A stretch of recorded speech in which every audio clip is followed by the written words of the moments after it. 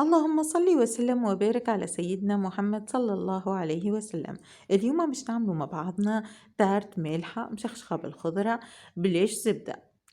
أي سيدي خذينا قد الماء قد الزيت، يعني أنا خذيت نص كاس ماء ونص كاس زيت ومغرفة وعلى ونص مغرفة ما يجيش ملح، وشوية خميرة مرطبات، خميرة كيميائية. وتوا باش نصب الفارينة ونقعد نعجن حتى كشي نتحصل على عجينة متماسكة كما نشوفوا هكايا قاعدين نعجن. وتويك العجينة كما نشوفوها هكا متماسكة ويبسة ماشي كلي جارية.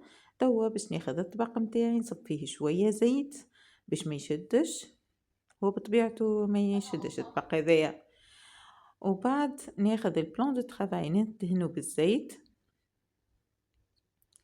كما تشوفوا. توا باش ناخذ البات وباش نطلقها بالقلقال حتى كشي نتحصل على جويدة معناه.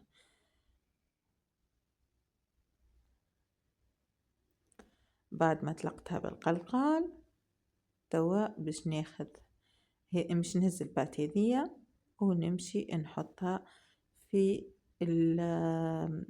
مش نحطها تويكا في المول ولا طبق متاع التارت متاعي. بعد ما حليتها وانا تو باش نقبها بالفرشيطة باش ما تطلعليش يعني. تويكا باش نبداو نحضروا الحشو.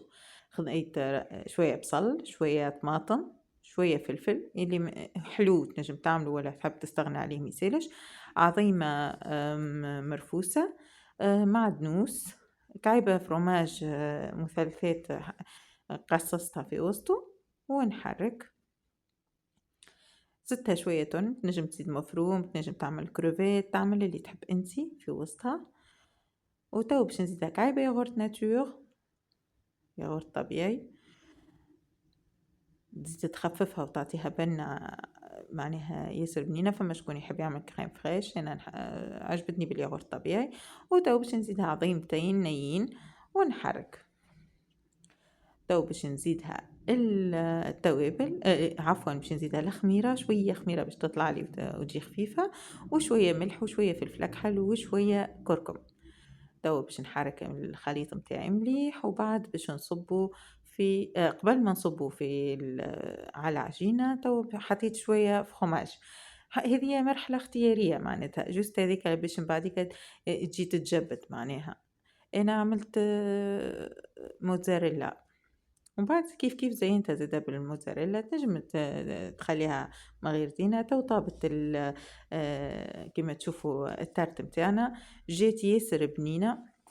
وتويكا مش نشوفوها كيفاش هاكا ما تشدش ولا حتى شيء، خفيفة خفيفة خفيفة ما تتصوروش قداش. تو باش نقصها ونوريكم. نتمنى أنكم تجربوها، تحطوا لنا تجاربكم في التعاليق وتقولوا لنا شنو رايكم. كما تشوفوا هكايا اوكي معناها ما شاء الله فيسا تتقص.